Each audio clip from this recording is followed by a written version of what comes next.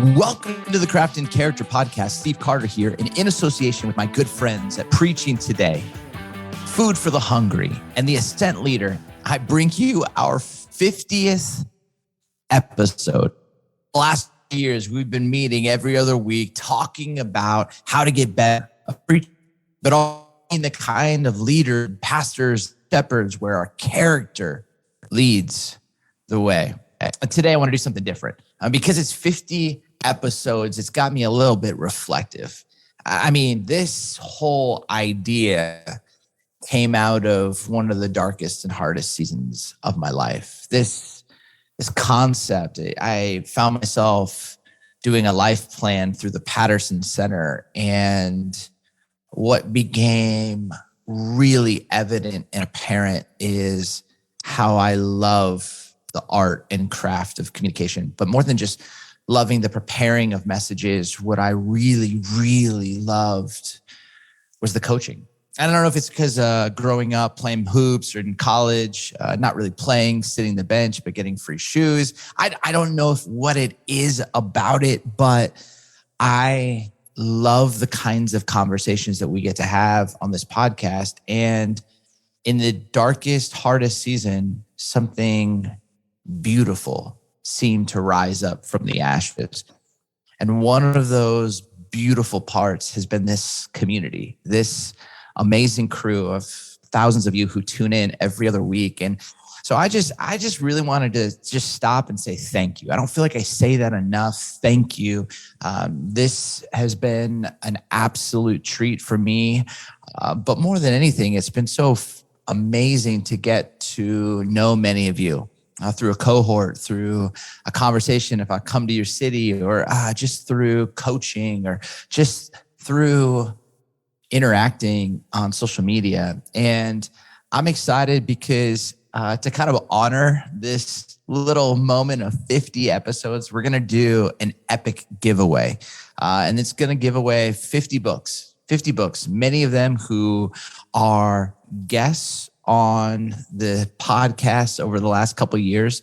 Not everyone's written a book, and that's fine, but I want to do my very best at trying to provide one person with an insane library of books from pastors and preachers who I just absolutely adore and respect, and some counselors and scholars as well. And so all you need to do, you'll see a post that drops today about this giveaway. You just need to go and follow at Craft and Character, at Steve Ryan Carter, and at Preaching Today, and you'll see some instructions there. But one winner. We're gonna be able to hook them up with a little library of some incredible books. I'm excited because we've got some amazing guests coming up. Max Lucado in September. Also, Dr. Allison Cook. She's an amazing therapist. I'm reading her book that's about to come out in September, and it's unbelievable. So I'm so excited. Just for where this whole craft and character conversation continues to go. My work with Preaching Today, we've got some ideas that we're cooking up. I just can't wait to share with you more. But today's going to be a little different. Usually I introduce you to a communicator. Many of you know the communicator, have been listening to them on a podcast. And I give you a sense of their sound, what they sound like when they preach. And then we dive into a little bit around the craft of their preparation, or something that I think they uniquely do or bring to the preaching kind of conversation that it makes me curious. It gets me asking a ton of questions. Then we always end with character. Since the 50th episode, and since I have a little creative license with this, I wanted to talk about something that's been swirling within.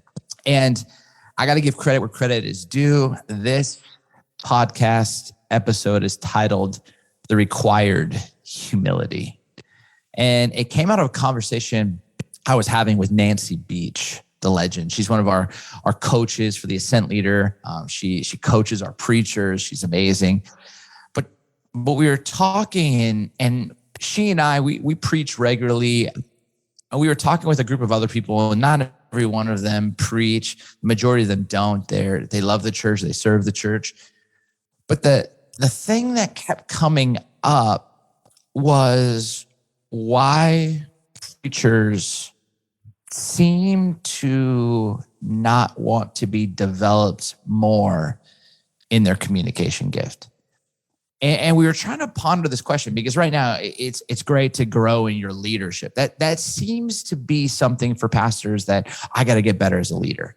There's different quotes, everybody wins when a leader gets better. There's all these phrases and lines, but somehow, and for some reason, and I haven't been able to put my finger on the real, actual reason, for some reason, preachers want to get better at leaders, but often we don't want to get better at preaching.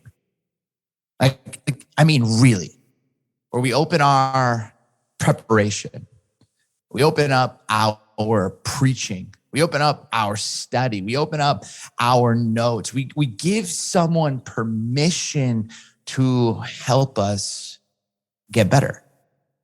And very rarely do I ever find someone who's not green or not in their 20s or not in their 30s who is still working and pushing to maximize their craft.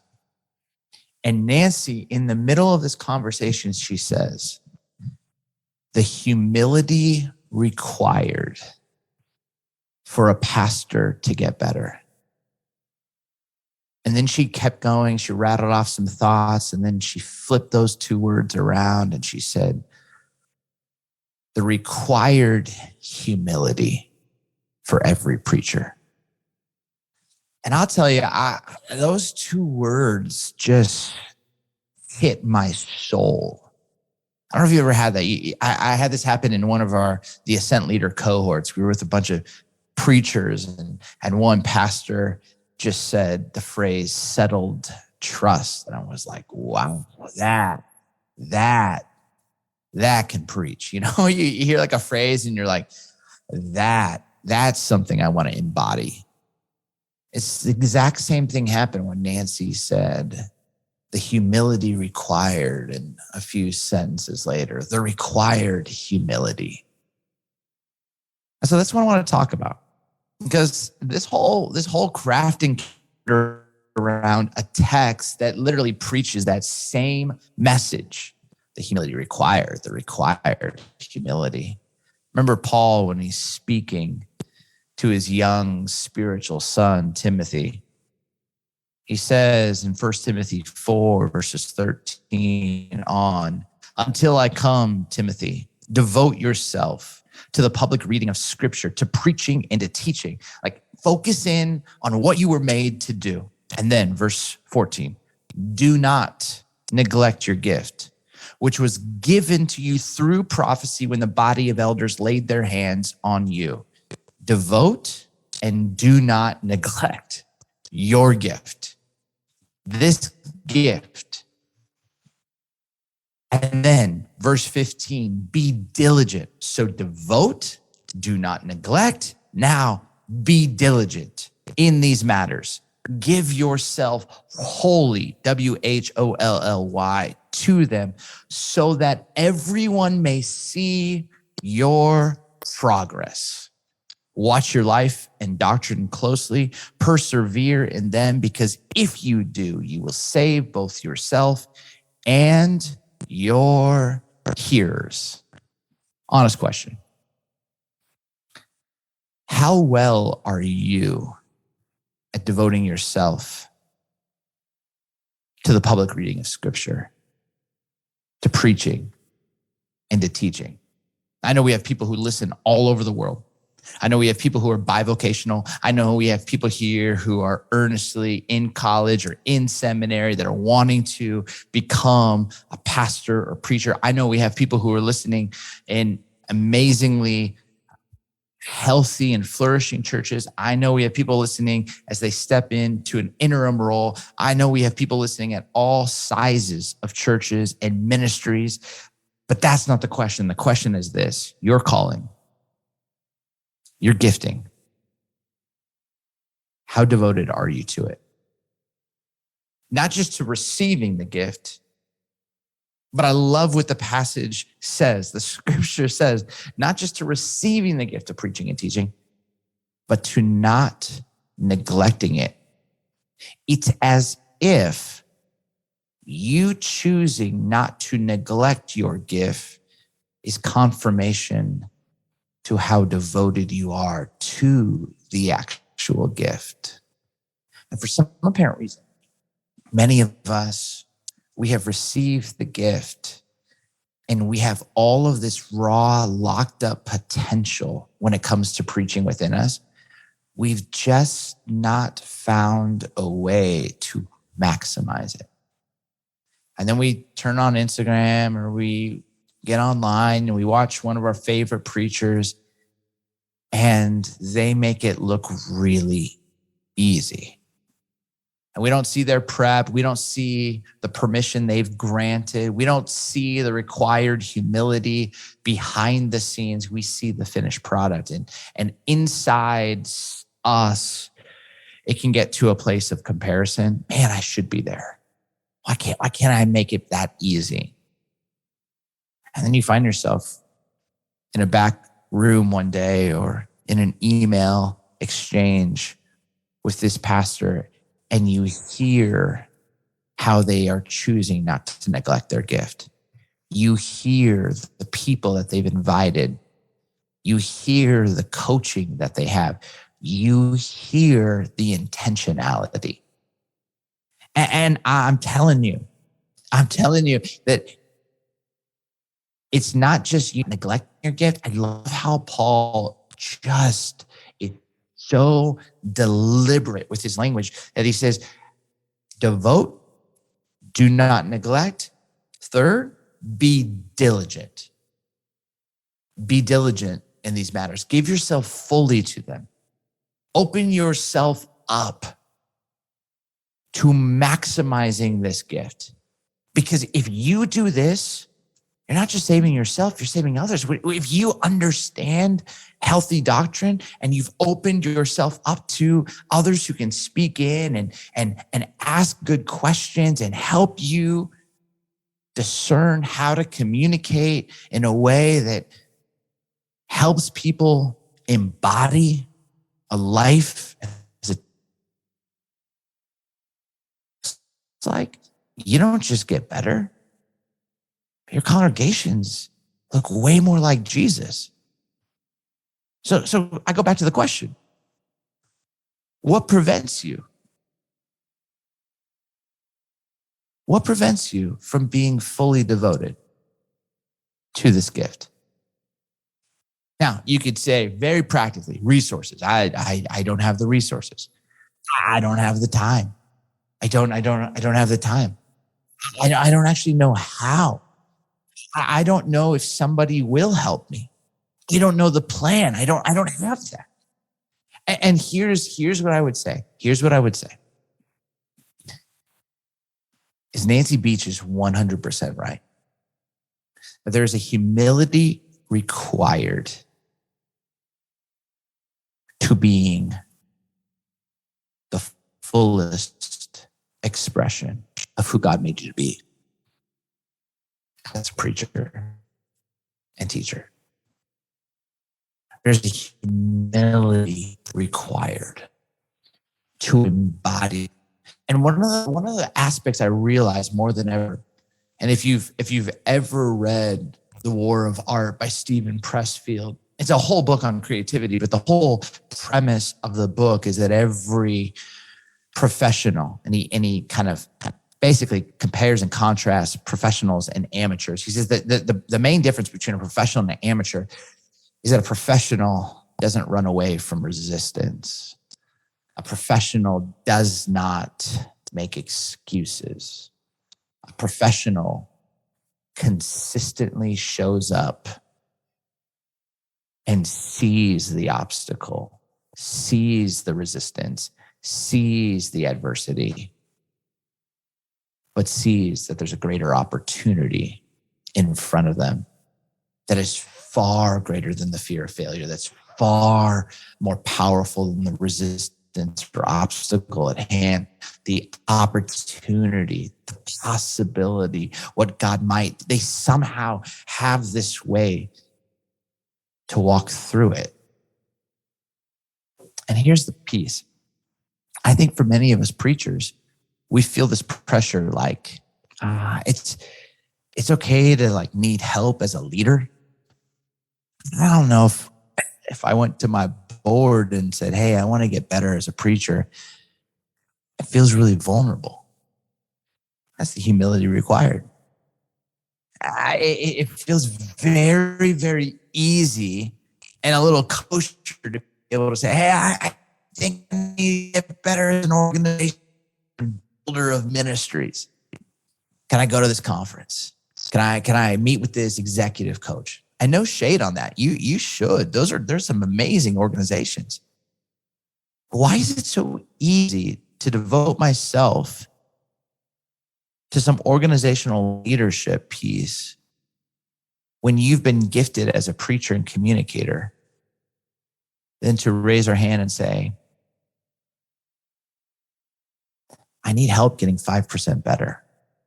Like, can you just imagine if your ability to apply what you had preached got 5% better, or people actually could walk away going, gosh, I know what to do.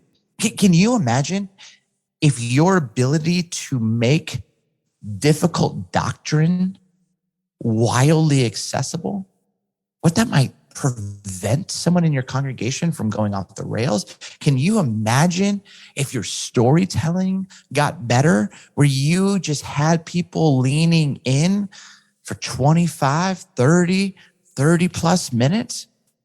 I mean, what would that do in the congregation? But there's something within that's like, I don't know if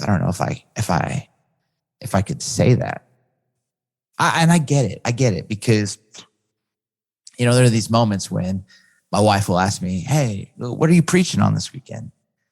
I just had this happen recently, and I try to make sense of it. I was like, I'm teaching on Jonah chapter 4.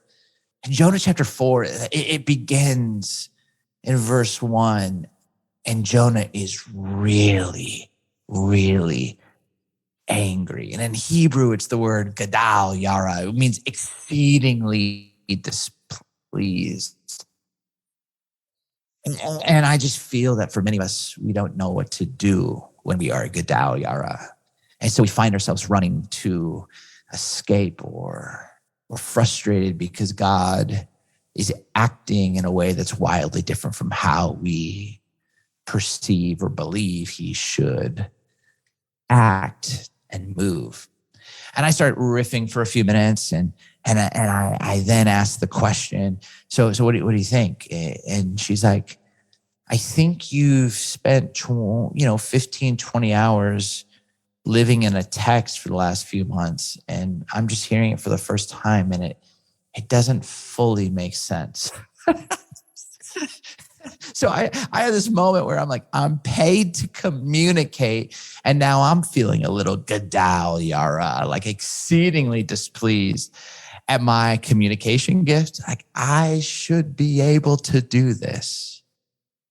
And yet, of course, I've not mastered the art of preaching. Of course, this craft of being able to deliver a message and embody what the Lord has shown and taught through scholars and exegesis and understanding the ache and good desires and strongholds within a community, all of that.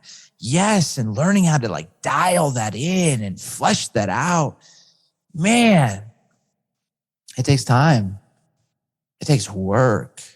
It takes looking at the resistance and saying, yeah, but the opportunity, the possibility, the potential. And you have to like recommit. I'm going to devote myself to the public reading of Scripture, to preaching and to teaching. And I'm not going to neglect this gift. I'm actually going to lean in. I'm going to put myself out there. I'm actually going to not just neglect it. I'm going to be wildly diligent. Like I'm not just neglecting it. I'm being so activistic in my own personal development of the gift that God has entrusted to me that I'm gonna go for it. I'm gonna give myself fully or wholly to this because I want in my 30s, I want in my 40s, I want for me personally when I enter into my 50s or 60s, I want people to come up after I preach and they fulfill what Paul tells Timothy, that people will see my progress as a preacher, as a human, as a pastor, as a disciple, and then my ability to tell a story or to make a point or to transition or to kind of give a challenge or give an invitation or give clear opportunities for people to apply what they've learned or practices to embody throughout the week or to build out the vision of where we sense God is taking our church. I want to grow. So how do you do it?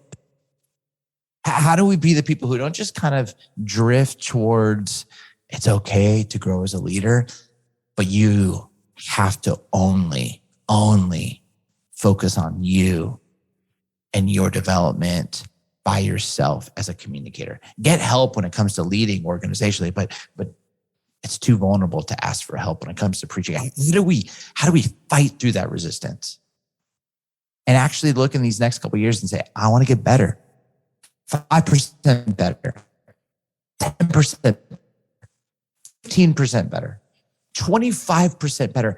I am a wildly better communicator today than I was 3 years ago. And some of you who've listened to me 3 years ago, you were like, yeah, you are. You really, really are. And I remember when I played basketball and we had a little hoop in my driveway and I was out there. I was out there. My neighbors, man, I'm sorry.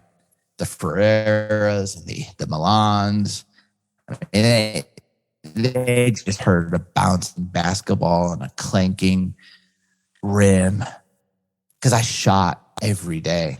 You know what was wild is nobody ever came out and watched me practice. And I'll never forget one of my first preached my guts out. And I realized, well, there's a couple thousand people in this room. And I don't have, in Malcolm Gladwell language, 10,000 hours. Like this is like my third sermon ever. And somebody's entrusted me to share a thought and an idea. And I'm like finding my voice as I do this in front of actual people.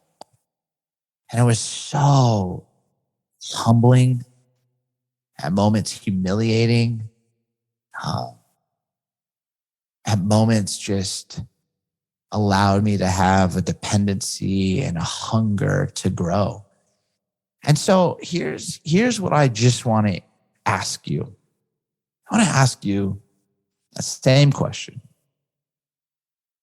Do you have the required humility that a preacher must have? That Paul's really instructing Timothy to devote, to not neglect, to be diligent, to give yourself fully to this craft. Do you have that?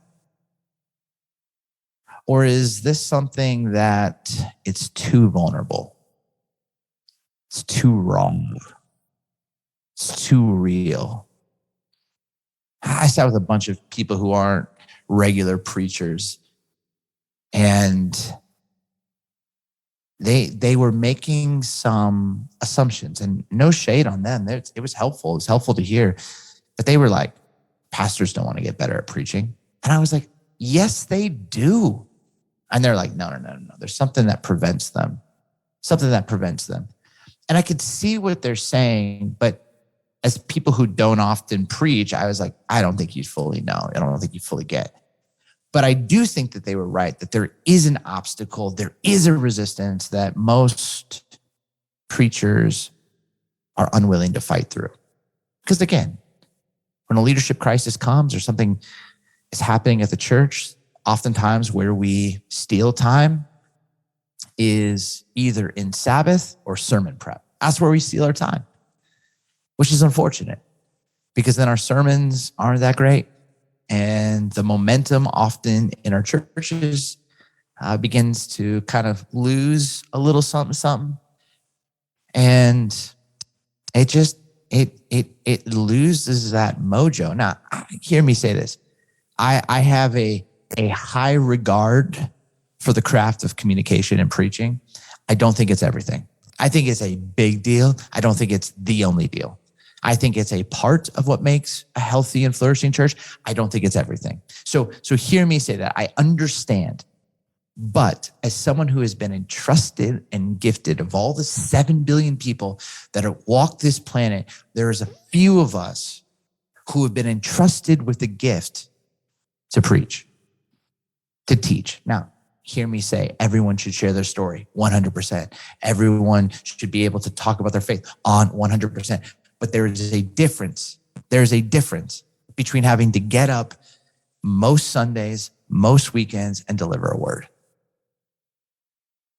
And so my question is, do you have the required humility to maximize your gift? And I really want to force us to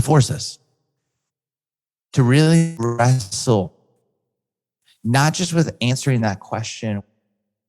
I want to even just push it just a little farther, because what separates the amateur from the professional is that the professional consistently shows up.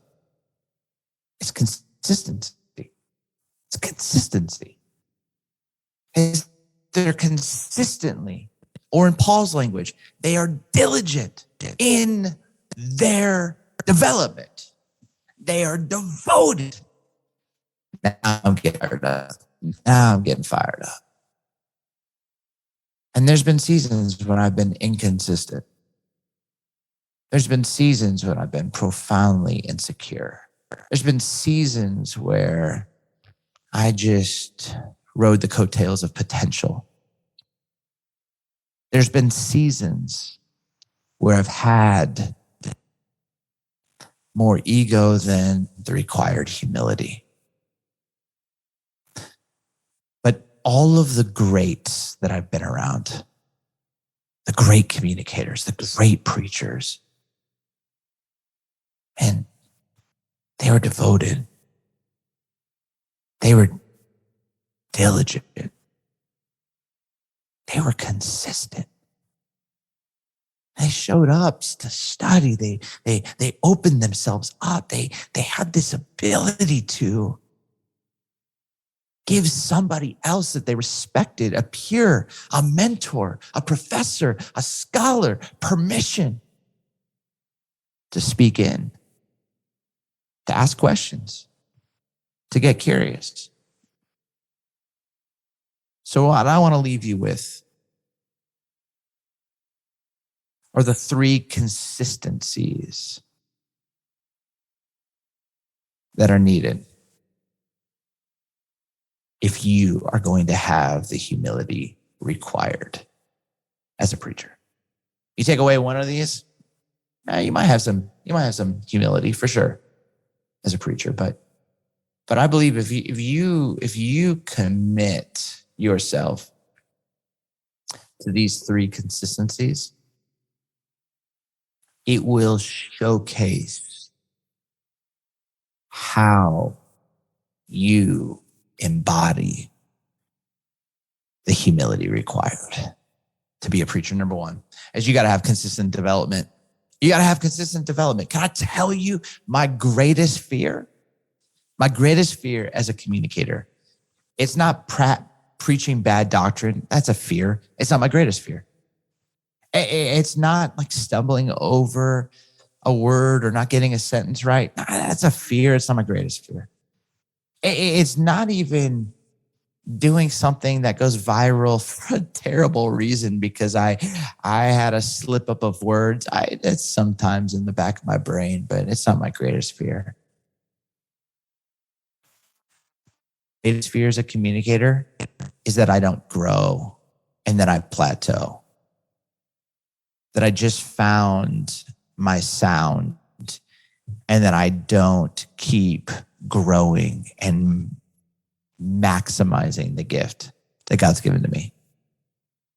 I don't know about you, but what does the consistent development look like for you? I mean, there's amazing courses out there. I mean, John Mark Comer, John Tyson, Jefferson Bethke, they came together. They created something called the Art of Teaching. Erwin McManus dropped a video series called The Art of Communication. Jarrett Stevens just dropped one. He's a pastor in Soul City in Chicago. He just dropped one last week. I mean, you don't need to go to a conference. You just got to have a plan to consistently be developed. It might be you want to develop your storytelling. And so you're listening to a podcast on the regular to get better. Or maybe you want to get better at your humor because you just kind of I don't know, stay at a certain tone and you don't know how to lift or move people through humor. Maybe your consistent development for this quarter or this year is taking an improv class and failing, or just going and to an open mic night and working on some jokes and bombing. Like, I don't know what your consistent development is. I mean, with Preaching Today, I love it. I mean, I subscribe to Preaching Today because they have all these articles. It's just a consistent development around my soul, around my character. But they got exegesis on there. They got articles on there. Consistent development where I'm trying every year. I'll buy one of these video series and I'll just watch. But you got to have a plan if you're going to be devoted. And you're not going to neglect your gift, and you're going to be diligent in these matters and give yourself fully to them. You have to be consistent with your development. Do you have that? What I love about going to my gym in Chicagoland is my trainer, my coach. He just has a book. I don't even have to think about it. He just tells me what I need to do. But after working on it, right, doing these stretches and doing these cardio and doing this agility and doing these exercises, you begin to see the muscle that's grown. And I just go, maybe for some of you, the next best right step is setting aside some resources, time and money, to look at your craft and go, where do I need to develop? And then consistently show up. And what's required of that? Humility. Because you have to be able to honestly look at your game and say, this is where I need to develop. I need to get better at transitions. I need to get better because I can have a little bit of ADD and I love to feed off the. I need to get better at not spending so much time in a point that I have just kind of just circling the runway on this one point. I mean, I can say the phrase Gadal Yara multiple times because it's just fun to say, but I think sometimes the consistent development is, hey, you already said it. Trust it. Move forward to the next point. You need that consistent development. But sometimes we don't know how to do it. And so looking at some experts, maybe you have a mentor. Now, maybe the consistent development is getting into a room with other preachers and pastors. That's why I love these cohorts that we do, because these cohorts are opportunities for you to be developed. We introduce you to 3 mentors that are insanely gifted at the craft and character. But they want to help you as lead pastors. They want to help you as emerging voices maximize. And you've got a coach that walks with you. And these groups are no more than 9 people. And so you're chopping it up, learning from other emerging voices or other lead pastors who are wanting to see you be the fullest expression of who God made you to be. So maybe that's your next step. But the required humility to maximize your gift, you need consistent development. Do you have that? Because it's hard pressed for me to hear someone say, oh, I'm totally devoted to my gift. Yeah, I'm not neglecting it. I'm diligent. And I'm like, tell me your development plan. Well, I'm growing as a leader. No. As a preacher, you as a preacher, you have the privilege to get up and preach week after week. I mean, you've probably had moments where you sat and you remember as a kid listening and you're like, man, I wish this guy would have gotten better. You don't want to fast forward 10, 15 years and some other 19-year-old or 25-year-old or 30-year-olds just wishing the same thing for you. And you want your congregation, young and old, sixth grader to scholar, leaning in going, man, this woman, this man, they're just getting better. This is better. I don't want to miss a week because what they bring, what they have to say, man, they're taking this seriously. Consistent development. Do you have it? Number 2, do you have consistent coaching? Consistent coaching. Again, I come from a basketball background. I come from having coaches. I come from having people who can just ask me hard questions. I mean, really, really hard questions. Can help me really break down not just learning about development, but then actually coach me into how to develop, how to put what I've learned into practice. That's one thing you can learn to tell a joke, but do I know how to tell the joke at the right time and with the right tone? Or know how to make a point, but do I know how to kind of stretch that point, to challenge that point, to inspire that point? Do I know how to not just be clever or be clear, but how with my communication to be both clever and clear? And I'll tell you what, man, when you have a coach who's not trying to get you to sound like them, but a coach who understands your unique sound, your preaching gift. We don't need another Tim Keller. We already got one. You know, we don't need another Rich Velotis. We already got one. We don't need another, Christine Kane. We got one. We need you, but some coach has got to be able to say, oh, I see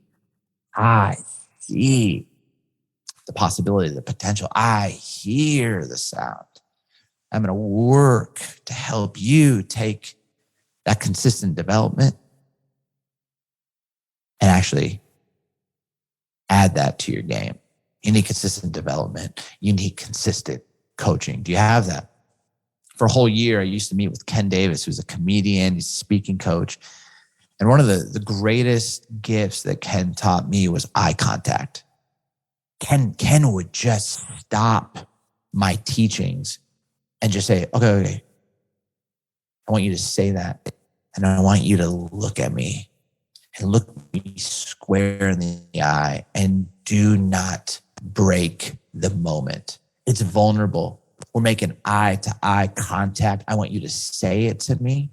And I want you to pastor me. I want you to challenge me. I want you to inspire me. I want you to say this word from scripture over me. But man, your eyes, you're like a karaoke ball that just bounces from one part of the room to the next part of the room to the next part of the room. It's like you don't even want to look at the people that you're preaching to. And his coaching was phenomenal.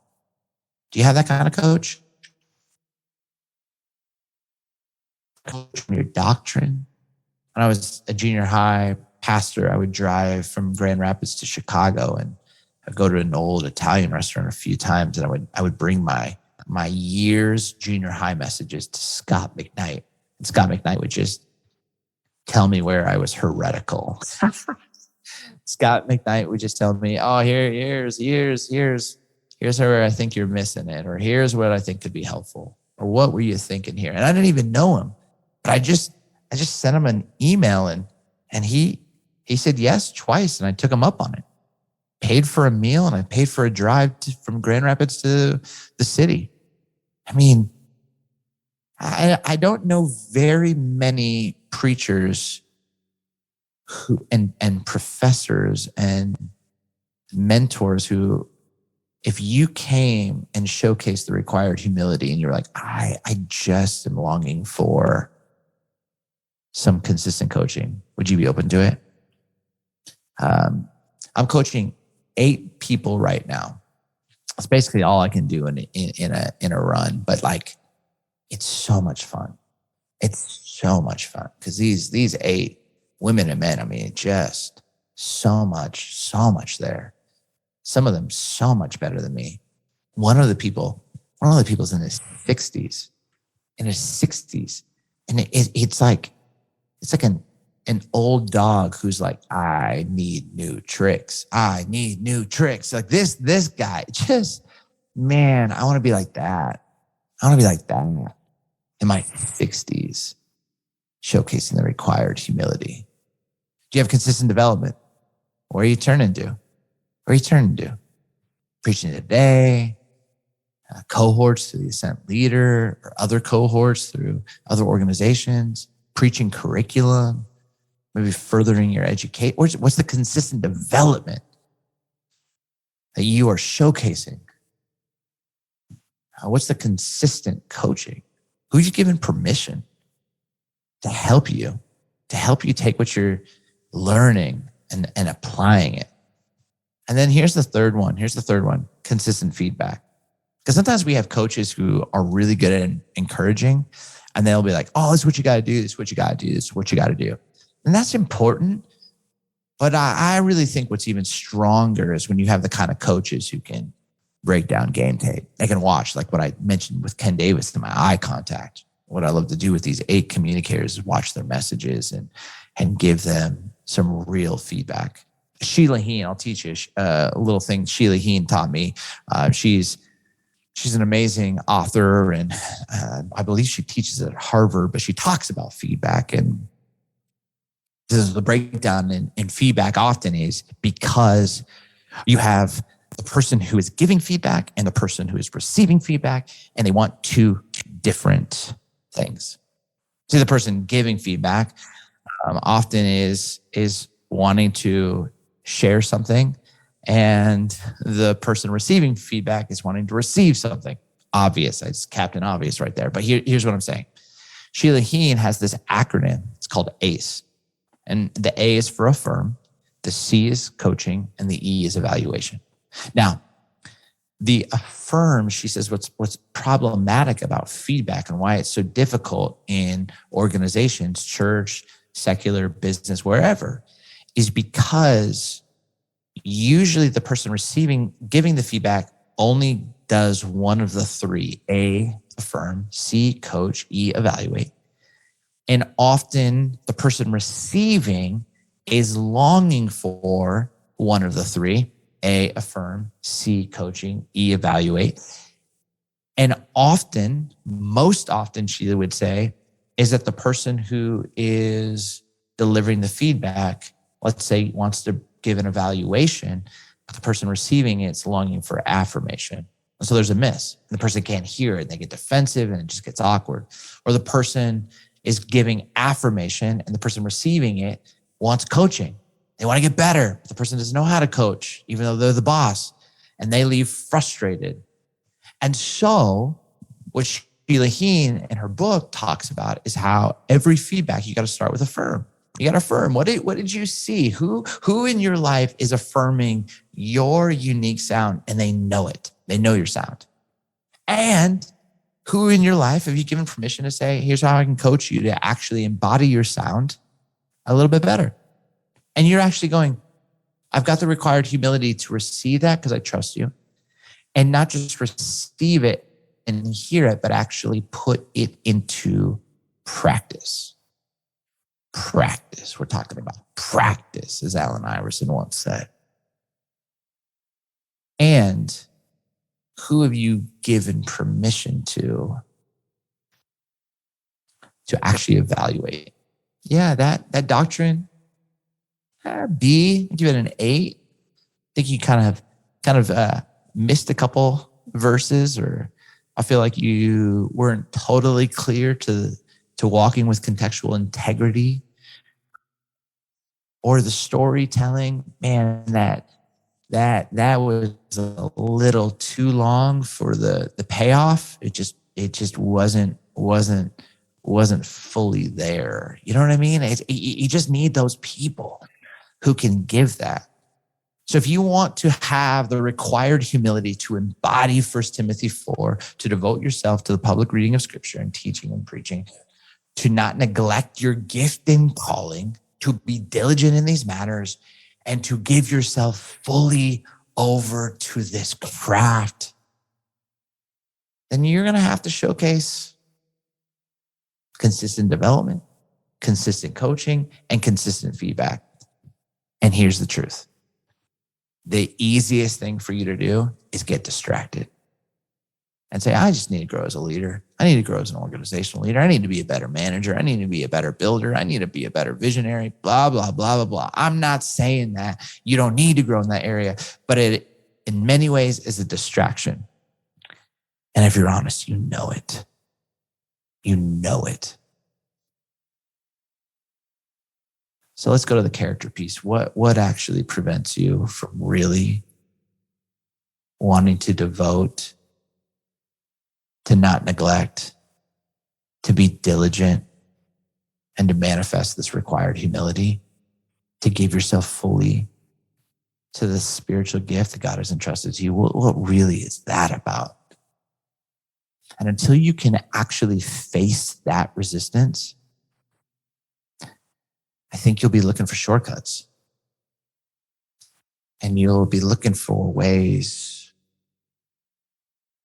and little escapes and little moments to kind of feed off the people or please the people. And none of that is actually maximizing your gift. And so I'd love for you to think about that. Because can you imagine the thousands of people who are listening to this podcast? We could all just like stack hands and say, hey, here's what I know to be true. I can't really jump into this right now. I mean, but you know what? This fall, I'm going to work on consistent development. I'm choosing to have the humility required to maximize my gift. I am choosing to embody a level of consistency that I've never embodied before. Consistent development, consistent coaching, consistent feedback. So what's your play? What's your plan? How are you going to do it? And maybe this is a conversation you and your executive team, or you and your spouse, or you and a couple of staff members, or you and your board. Maybe you just got to send them this podcast and say, hey, I agree with what Paul was saying to Timothy. And I need this.